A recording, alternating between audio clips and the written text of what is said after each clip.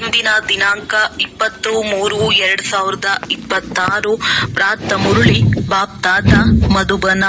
ಮಧುರ ಮಕ್ಕಳೇ, ಪುಣ್ಯಾತ್ಮರಾಗಬೇಕೆಂದರೆ ಒಬ್ಬ ತಂದೆಯನ್ನು ನೆನಪು ಮಾಡಿ. ನೆನಪಿನಿಂದಲೇ ತುಕ್ಕು ಬಿಟ್ಟು ಹೋಗುವುದು, ಆತ್ಮವು ಪಾವನವಾಗುವುದು. ಪ್ರಶ್ನೆ: ಯಾವ ಸ್ಮೃತಿ ಇದ್ದಾಗ ಎಂದು ಯಾವುದೇ ಮಾತಿನಲ್ಲಿ ತಬ್ಬಿಬ್ಬಾಗುವುದಿಲ್ಲ? ಉತ್ತರ: ಡ್ರಾಮಾದ ಸ್ಮೃತಿ ಮಾಡಲ್ಪಟ್ಟಿರುವುದೇ ನಡೆಯುತ್ತಿದೆ. ಈಗ ಏನೂ ಹೊಸದಾಗಿ ನಡೆಯುತ್ತಿಲ್ಲ. ಈ ಅನಾದಿ ನಾಟಕವು ನಡೆಯುತ್ತಲೇ ಇರುತ್ತದೆ. ಇದರಲ್ಲಿ ಯಾವುದೇ ಮಾತಿನಲ್ಲಿ ತಬ್ಬಿಬ್ಬಾಗುವ ಅವಶ್ಯಕತೆ ಇಲ್ಲ. ಕೆಲವು ಮಕ್ಕಳು ಹೇಳುತ್ತಾರೆ, ನಮ್ಮದ್ದು ಇದು ಅಂತಿಮ 84ನೆಯ ಜನ್ಮವೋ ಅಥವಾ ಅಲ್ಲವೋ ಗೊತ್ತಿಲ್ಲವೆಂದು ತಬ್ಬಿಬ್ಬಾಗುತ್ತಾರೆ.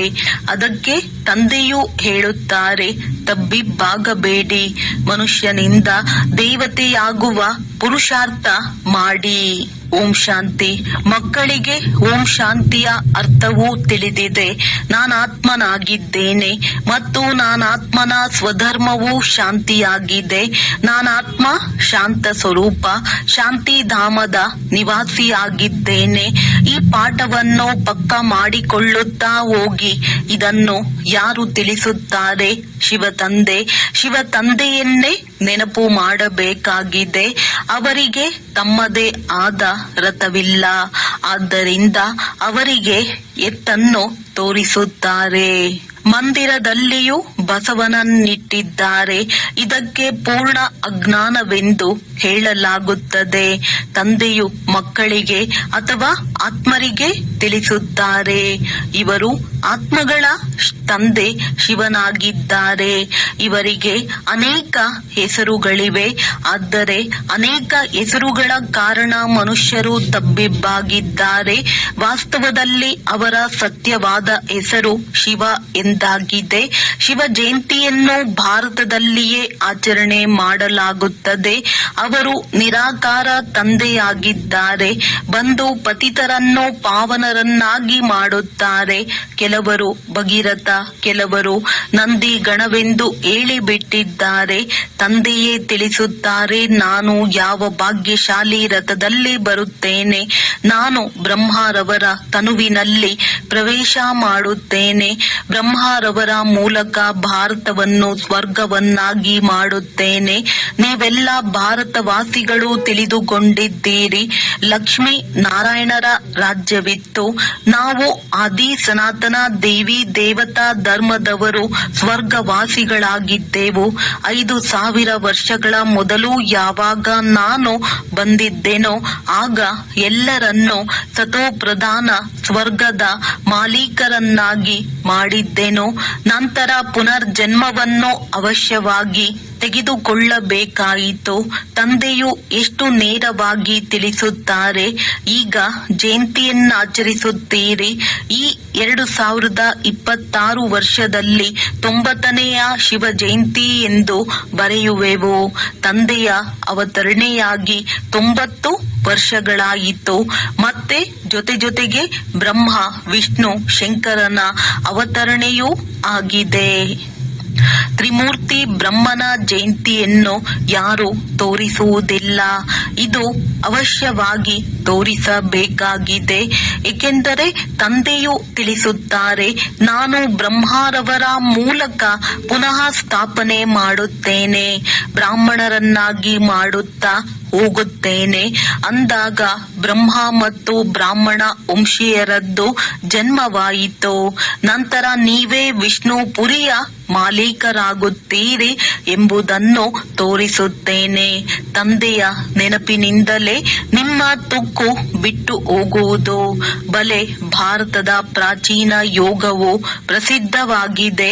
ಆದರೆ ಅದನ್ನು ಯಾರು ಕಲಿಸಿದ್ದರು ಎಂಬುದನ್ನು ಯಾರೂ ತಿಳಿದುಕೊಂಡಿಲ್ಲ.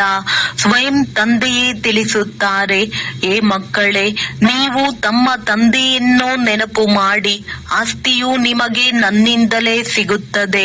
ನಾನು ನಿಮ್ಮ ತಂದೆಯಾಗಿದ್ದೇನೆ. ನಾನು ಕಲ್ಪ ಕಲ್ಪವೂ ಬರುತ್ತೇನೆ, ಬಂದು ನಿಮ್ಮನ್ನು ಮನುಷ್ಯರಿಂದ ದೇವತೆಗಳನ್ನಾಗಿ ಮಾಡುತ್ತೇನೆ. ಏಕೆಂದರೆ ನೀವು ದೇವಿ ದೇವತೆಗಳಾಗಿದ್ದೀರಿ.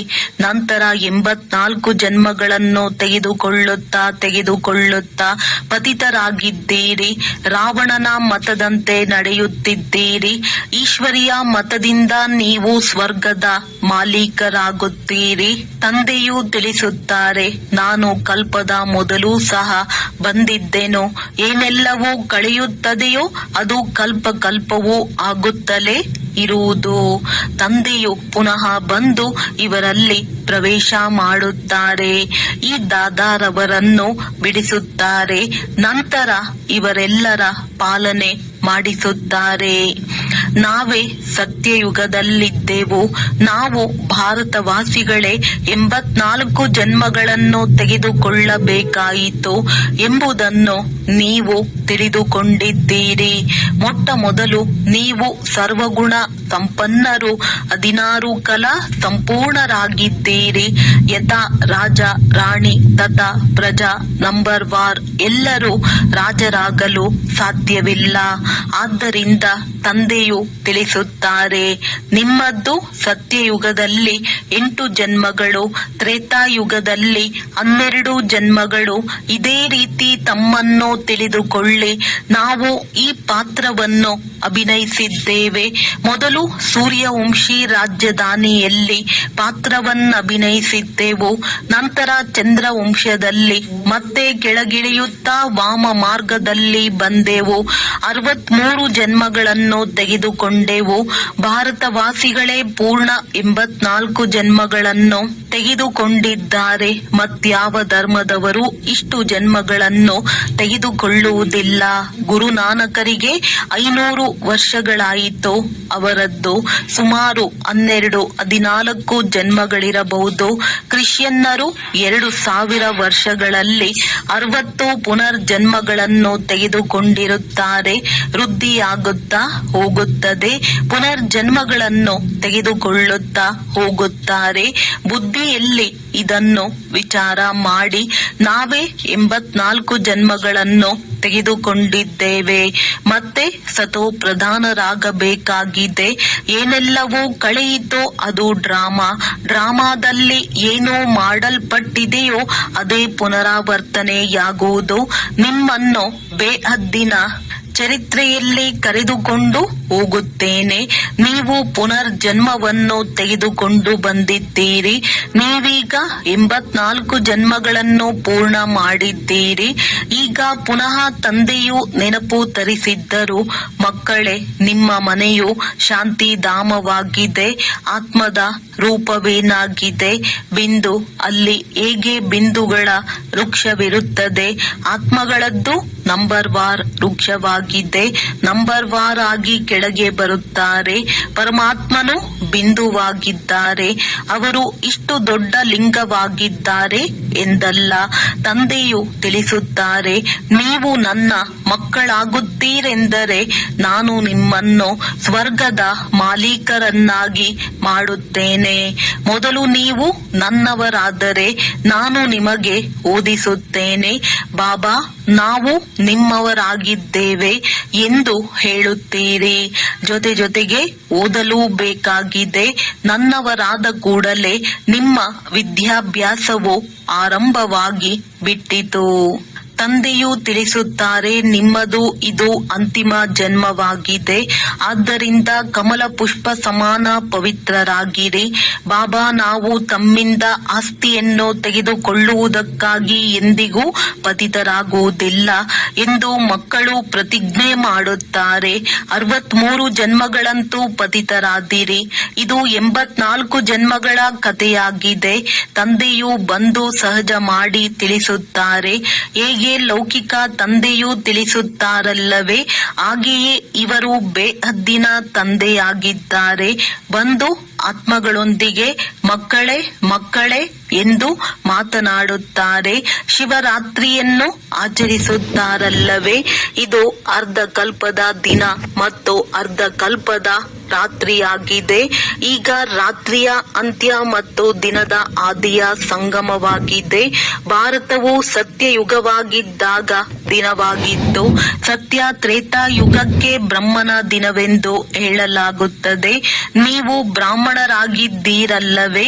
ನೀವು ಬ್ರಾಹ್ಮಣರಿಗೆ ತಿಳಿದಿದೆ. ಈಗ ನಮ್ಮ ರಾತ್ರಿಯು ಪೂರ್ಣವಾಗುತ್ತಿದೆ. ಈಗ ತಮೋ ಪ್ರಧಾನ ಭಕ್ತಿಯಾಗಿದೆ. ಗುಡಿ ಗೋಪುರಗಳನ್ನು ಸುತ್ತುತ್ತಿರುತ್ತಾರೆ. ಎಲ್ಲರ ಪೂಜೆ ಮಾಡುತ್ತಾರೆ. 3 ದಾರಿಗಳು ಸೇರುವ ಸ್ಥಾನವನ್ನು ಪೂಜಿಸುತ್ತಾರೆ.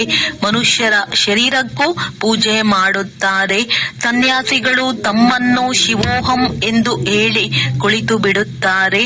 ಮತ್ತೆ ಮಾತೆಯರು ಹೋಗಿ ಅವರ ಪೂಜೆ ಮಾಡುತ್ತಾರೆ. ಬ್ರಹ್ಮ ತಂದೆಯು ಬಹಳ ಅನುಭವಿಯಾಗಿದ್ದಾರೆ.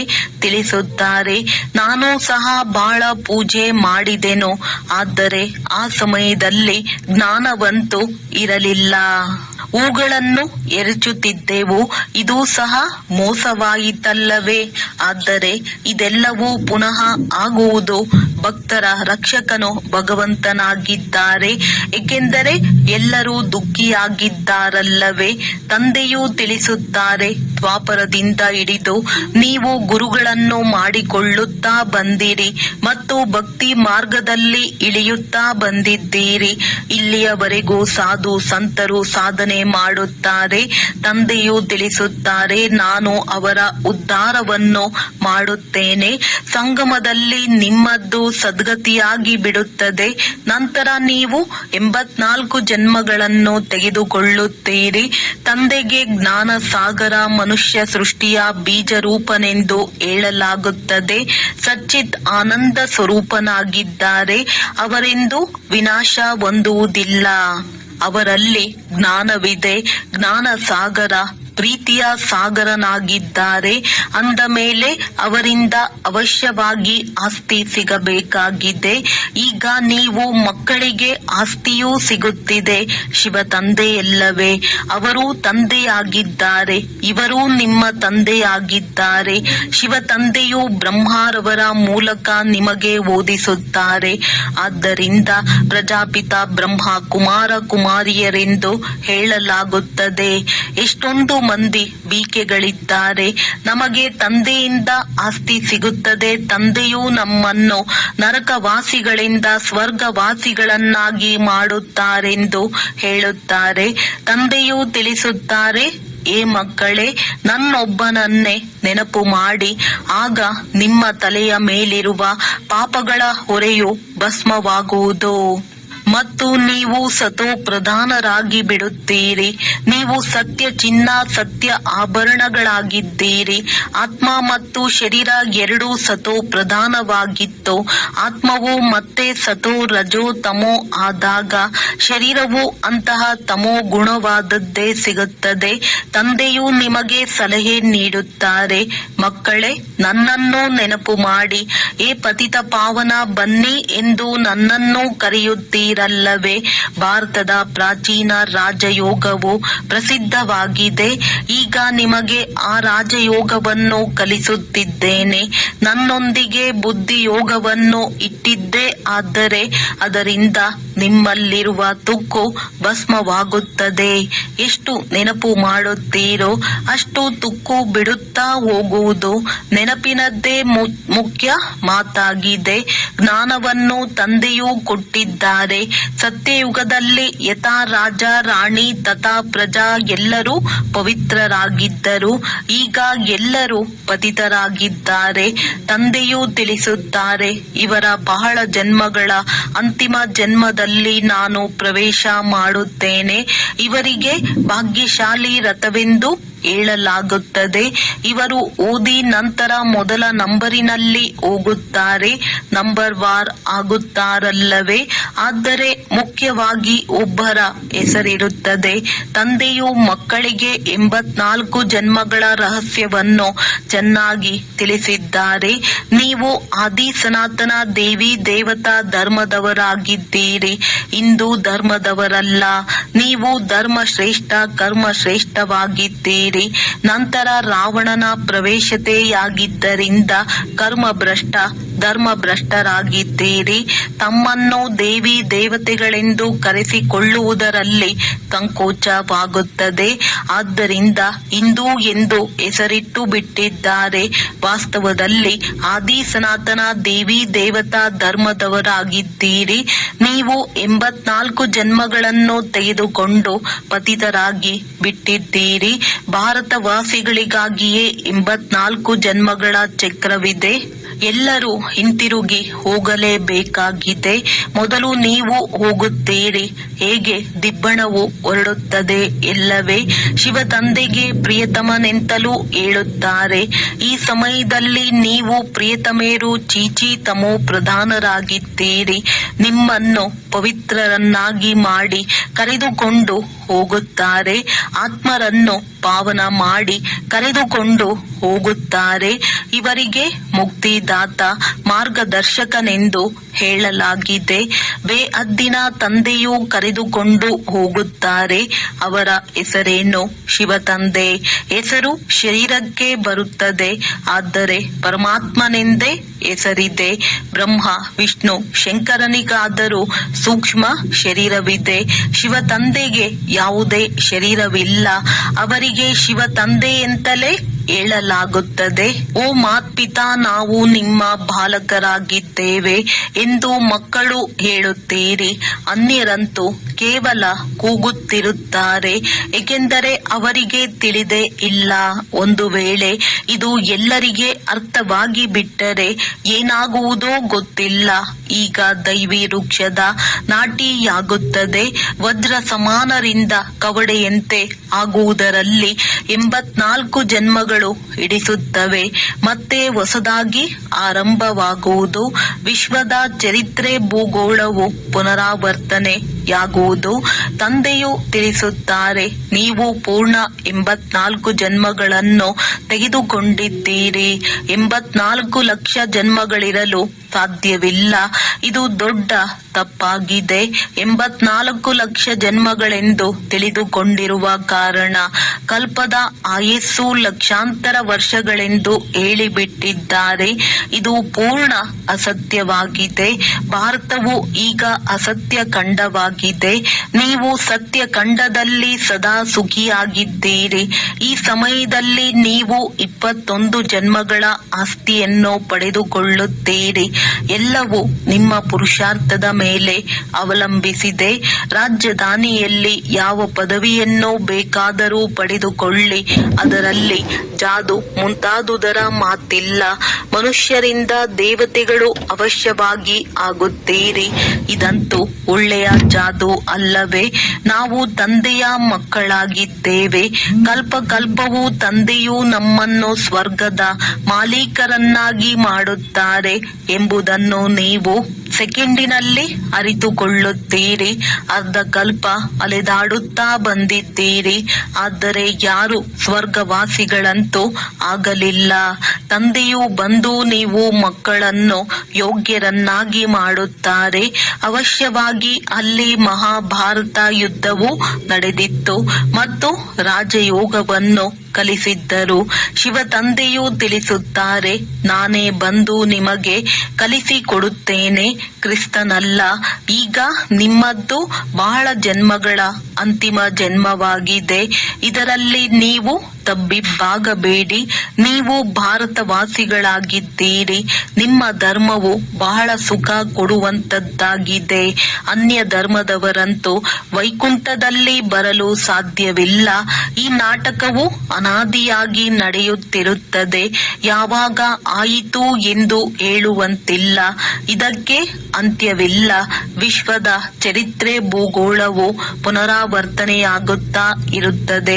ಇದು ಸಂಗಮ ಯುಗ, ಚಿಕ್ಕ ಯುಗವಾಗಿದೆ. ಬ್ರಾಹ್ಮಣರದ್ದು ಶಿಕೆಯಾಗಿದೆ. ತಂದೆಯು ನೀವು ಬ್ರಾಹ್ಮಣರನ್ನು ದೇವತೆಗಳನ್ನಾಗಿ ಮಾಡುತ್ತಿದ್ದಾರೆ ಅಂದ ಮೇಲೆ ಬ್ರಹ್ಮನ ಮಕ್ಕಳು ಅವಶ್ಯವಾಗಿ ಆಗಬೇಕಾಗಿದೆ.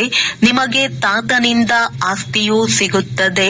ಎಲ್ಲಿಯವರೆಗೆ ತನ್ನನ್ನು ಬಿಕೆ ಎಂದು ತಿಳಿದುಕೊಳ್ಳುವುದಿಲ್ಲವೋ ಅಲ್ಲಿಯವರೆಗೆ ಆಸ್ತಿಯು ಹೇಗೆ ಸಿಗುವುದು? ಆದರೂ ಸಹ ಯಾರಾದರೂ ಅಲ್ಪ ಸ್ವಲ್ಪ ಜ್ಞಾನವನ್ನು ಕೇಳಿದರೂ ಸಾಧಾರಣ ಪ್ರಜೆಗಳಲ್ಲಿ ಬರುತ್ತಾರೆ. ಬರುವುದಂತೂ ಖಂಡಿತವಾಗಿದೆ. ಶಿವ ತಂದೆಯು ಬ್ರಹ್ಮರವರ ಮೂಲಕ ಬ್ರಾಹ್ಮಣ, ದೇವತಾ, ಕ್ಷತ್ರಿಯ ಧರ್ಮದ ಸ್ಥಾಪನೆ ಮಾಡುತ್ತಾರೆ. ಗೀತೆಯನ್ನು ಬಿಟ್ಟರೆ ಮತ್ಯಾವುದೇ ಶಾಸ್ತ್ರವಿಲ್ಲ. ಗೀತೆಯು ಸರ್ವೋತ್ತಮ ದೈವಿ ಧರ್ಮದ ಶಾಸ್ತ್ರವಾಗಿದೆ. ಇದರಿಂದ 3 ಧರ್ಮಗಳು ಸ್ಥಾಪನೆಯಾಗುತ್ತವೆ. ಬ್ರಾಹ್ಮಣರು ಇಲ್ಲಿಯೇ ಆಗಬೇಕಾಗಿದೆ, ದೇವತೆಗಳು ಇಲ್ಲಿಯೇ ಆಗುತ್ತೀರಿ. ಒಳ್ಳೆಯದು. ಮಧುರಾತಿ ಮಧುರ ಅಗಲಿ ಹೋಗಿ ಮರಳಿ ಸಿಕ್ಕಿರುವ ಮಕ್ಕಳ ಪ್ರತಿ ಮಾತ್ಪಿತಾ ಬಾಪ್ದಾದಾರವರ ನೆನಪು, ಪ್ರೀತಿ ಹಾಗೂ ಸುಪ್ರಭಾತ. ಆತ್ಮಿಕ ಮಕ್ಕಳಿಗೆ ಆತ್ಮಿಕ ತಂದೆಯ ನಮಸ್ತೆ.